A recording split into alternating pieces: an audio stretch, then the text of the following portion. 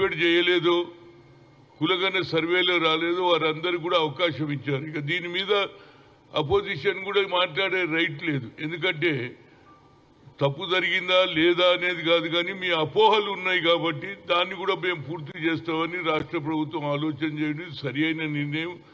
అదేవిధంగా ఇవాళ ఏదైతే బీజేపీ కానీ బీఆర్ఎస్ కానీ మాట్లాడే తీరు, వాళ్ళ కేంద్రంలోనే బీజేపీ ప్రధానమంత్రి ఉన్నాడు, ఎన్డీఏ చైర్మన్ సీఎం ప్రధానమంత్రి ఉన్నాడు నరేంద్ర మోడీ.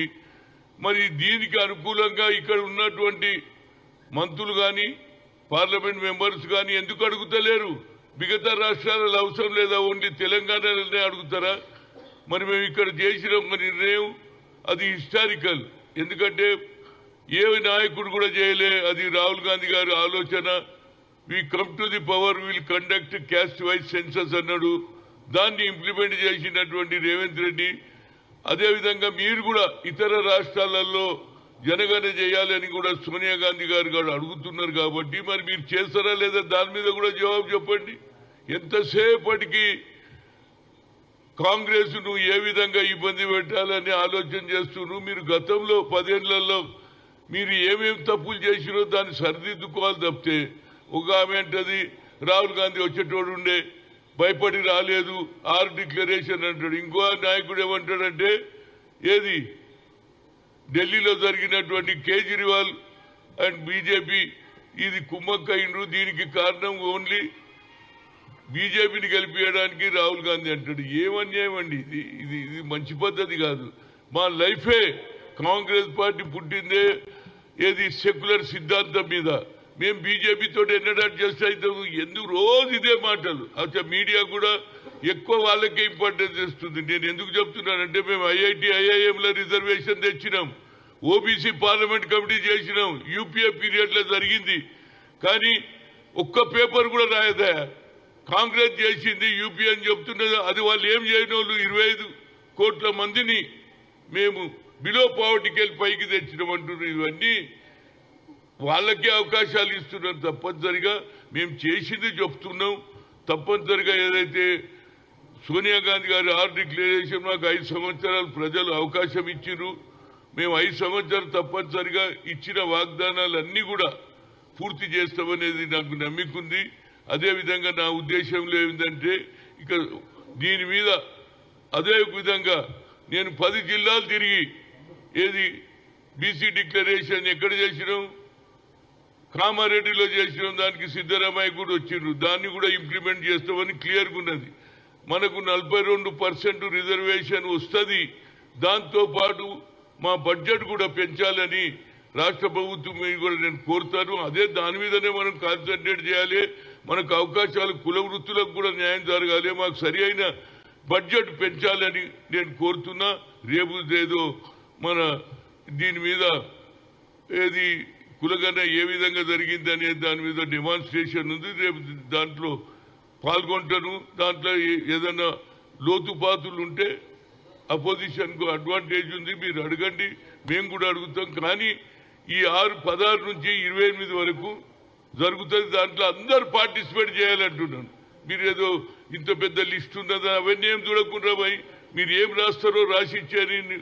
కులం ఏంది, కురుమలు ఉంటే కురుమలు, యాదవులు ఉంటే యాదవులు, 300 రోజులు ఉంటే 300 రోజులు, గౌడ్ అంటే రాయండి, ఇల్లు పేరు రాయి, ఇంటి నంబర్ ఇవ్వండి, పేరు రాయండి, కుటుంబ సభ్యులు రాయండి. ఇక మిగతా ఏమైనా ఉంటే దాన్ని ఇడిచేయండి. ఇక దాని గురించి మీరు ఆలోచన చేయకూడదు. నీ కొడుకేడు ఉన్నాడు, ఎప్పుడు ఎంత పంపి, ఇవన్నీ ఎందుకు? నా ఉద్దేశంలో తప్పనిసరిగా మన కులము, మన పరిస్థితి ఏంది, ఒడ్ల పని చేస్తావా, కమ్మరి పని చేస్తావా, ఇది మీరు రాసి చేయండి అనేది నా ఉద్దేశం. ఎందుకంటే ఇంత పెద్ద లిస్టు ఉన్నదని కొందరు, సరే కొందరేమో అరే ఇది అయ్యేది కాదు పోయేది కాదు అన్నట్టు కూడా మరి ఈ పొలిటికల్ నాయకులు కూడా మరి మీరు చెప్పినారా బాబు కులంగానే తిరిగి చేసుకోమని చెప్పినరా మీరు? అదే బీఆర్ఎస్ని అడుగుతున్నా. మరి మీరు పెట్టినప్పుడు ఎంపీ చేసిండ్రు, మీరు సకల జనుల సర్వే చేసిండ్రు కదా, దాన్ని ఎందుకు దాచిపెట్టిండ్రు? అంటే మీకు ఒక విధమైన దురుద్దేశం ఉంది. అరే ఈ జనాభా పెరిగితే మళ్ళీ వీళ్ళు రాజకీయంగా పెరుగుతారని మీరు ఆపిన్రు. అది క్లియర్గా కనిపిస్తుంది. ఇప్పుడేమో బయట పెట్టి మేము పెట్టినాం ఆనాడు ఎందుకు లేదు? మీరు సర్కార్లో ఉండి కులగన చేసి ఆ కాగితాలు కూడా దాచిపెట్టింది. ఇప్పుడు అన్ని కాగితాలు బయటకు వెళ్తున్నాయి. నేను అడిగిన మన కులగా గతంలో ఉన్నదంటే రిపోర్ట్సే లేవన్నారు. ఆఫీసులో ఇప్పుడు అన్ని బయటకు వస్తున్నాయి. మీరే దాచిపెడతారు, మరి మీరే పెడతారు. ఏదైనా ఒక మంచి పరిణామం. మన రాష్ట్రం దిక్సూచిగా యావత్ భారతదేశంలో రాహుల్ గాంధీ గారు ఏది అపోజిషన్ లీడర్గా పార్లమెంట్లో బిల్లు పెడితే ఈ బీజేపీ నాయకులు దీనికి మద్దతు ఇస్తారా లేదా అన్ని తెలుస్తుంది. ఇవాళ అన్ని మాట్లాడినట్టు కాదు.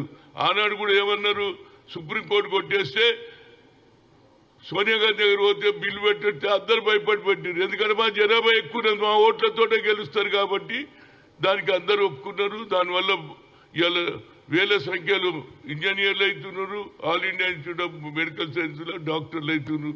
అదేవిధంగా మీ అందరికీ నా ఒకటే రిక్వెస్ట్ ఏంటంటే తప్పనిసరిగా ఈ 42 ఏదైతే లోకల్ బాడీ ఎన్నికల్లో తప్పనిసరిగా రేపు అసెంబ్లీ సమావేశం పెట్టి నిర్ణయం తీసుకుంటే బడుగు బలైన వర్గాలకు మంచి అవకాశం ఉంది. సర్పంచులు కావచ్చు, మండల అచ్చలచ్చలుగా శాసనసభ్యులు, పార్లమెంట్ మెంబర్ కావచ్చు అనేది ఓబీసీ ఎంపీస్ కన్వీనర్గా నేను అందరికీ రిక్వెస్ట్ చేస్తున్నా. తప్పనిసరిగా మిగతా వాళ్ళు కూడా పని ఇచ్చిపెట్టు. అప్పుడు కూడా ఏం చేసిరు, దుబాయ్లో ఉన్నోళ్ళు కూడా రావాలి, మీరు రాయించుకోకపోతే పోతుంది, అందరూ వచ్చిండ్రు. మరి ఆ లెక్క మీరు దాచిపెట్టిండ్రు ఎందుకనేది నేను అడుగుతున్నా. ఇవాళ అడుగుతున్నాను, మీరు ఆనాడు పెట్టినటువంటి పంచాయతీ లేదు కదా, మీకు దురుద్దేశం ఉన్నది. ఇప్పుడు చేస్తుంది కాబట్టి దీన్ని ఎట్లన్నా అన్పాపులర్ చేయాలి అనేది అపోజిషన్ ఆలోచన. ఇప్పటికన్నా ఆలోచన మార్చుకోండి. ఒక అవకాశం వచ్చింది, అవకాశానికి తప్పనిసరిగా అవకాశం తీసుకోమని చెప్తున్నా నేను. Thank you.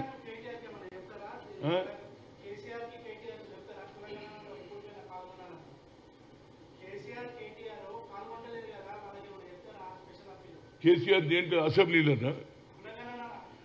కేసీఆర్ నువ్వే చేసినావు కదరా, ఇప్పుడు నువ్వు వెనకకి ఎందుకు పోతున్నావు? అంతే, నీకు చేసినావు, లెక్క తెలుసుకున్నావు.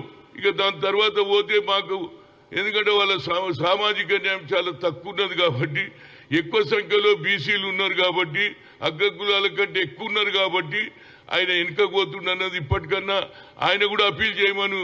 ఏది 16 నుంచి 28 జరిగేదాన్ని నేను ఆయనకు కూడా కోరుతున్నా. నువ్వు మొదట చేసినావు, ఇవాళ కూడా ఒక అడుగు ముందుకేస్తే వచ్చే తరం వారికి న్యాయం జరుగుతుంది, బడుగు బలైన వర్గాలకు అనేది నా ఉద్దేశం. Thank you. అదేవిధంగా ఒకటి, రేపు దామోదరం సంజీవయ్య గారి జన్మదినం. తప్పనిసరిగా అందరు నాయకులు, అందులో మన స్పీకర్ గారు కూడా వస్తారని చెప్పిండ్రు. ఎందుకంటే అక్కడ కూడా ఏది ఆంధ్రలో కూడా చంద్రబాబు నాయుడు అదేవిధంగా పవన్ కళ్యాణ్ గారు మంచి నిర్ణయం తీసుకున్నారు. ఇక్కడ కూడా మనం పెద్ద ఎత్తున ఆనాడు రాహుల్ గాంధీ వచ్చిపోయిండు. రేపు 9 గంటలకు మన ఏది సంజీవయ్య దామోదరం సంజీవయ్య స్టాచ్యూ దగ్గర, అదేవిధంగా నెక్లెస్ రోడ్లో సంజీవయ్య పార్కు కూడా వస్తాయని చెప్పిండు. మిగతా నాయకులు కూడా అందరూ కూడా, ఎందుకంటే ఆయన కూడా ముఖ్యమంత్రి చేశాడు, ఏఐసిసి అధ్యక్షుడు చేశాడు, ఉమ్మడి రాష్ట్రానికి చేసిండు కాబట్టి ఉమ్మడి రాష్ట్రంలో ఆయనకు కూడా సరి అయిన న్యాయం చేయాలి. నిజంగా మిత్రులు, ఆయన చనిపోయినప్పుడు సొంత ఇల్లు కూడా లేనటువంటి నాయకులు చూడలేని ఇవాళ పేపర్లో కూడా చదివిన, శాసనసభకు రిక్షాలో పోయిందంట. ఎవడన్నా రిక్షాలో వచ్చేటోడు ఉన్నాడా చెప్పండి? అలాంటి నాయకుని కూడా మనం జ్ఞాపకం పెట్టుకోవాలి. రేపు స్పీకర్ వస్తున్నాడు, తప్పనిసరిగా మిగతా కేవలం ఎస్సీలే. లైక్ చేయండి,